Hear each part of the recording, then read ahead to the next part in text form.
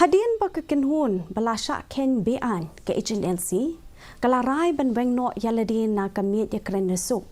ukle du ke Seng Kongres jong ke jela uba Vincent Pala ula Pynrem jur ya ke Sorkar pedeng bat kum juru ke Sorkar jela halor ke jeng keno ba kim shim la shim kia ha ke Ïadei bat ke ni ke phang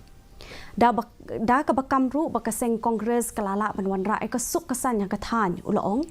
ba la pen le no e bat pendon kam bakla ya baru ke jeng tre shitom jong ke Sorkar Kongres ke barim ha ke Ïadei ba ke jeng dawa jong ke Hnlc na ke bentaban map no ya baru ki mukot duma persya ki dekot jong ka uba pala ulaong ba ke Sorkar ke dei ban shim kia ya ke jengkit kli halade ban wan ra ke jeng penbet ha ke no ke rukom ru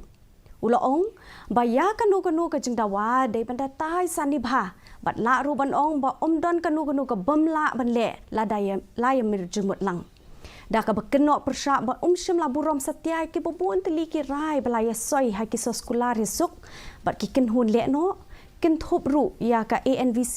ulaong ba ki pat ba kimla ban shudu e ya la ka jong ka jeng em tang na ka daw jong ki tang suloi. You see, very unfortunate to see when the agency ready to come to the table, but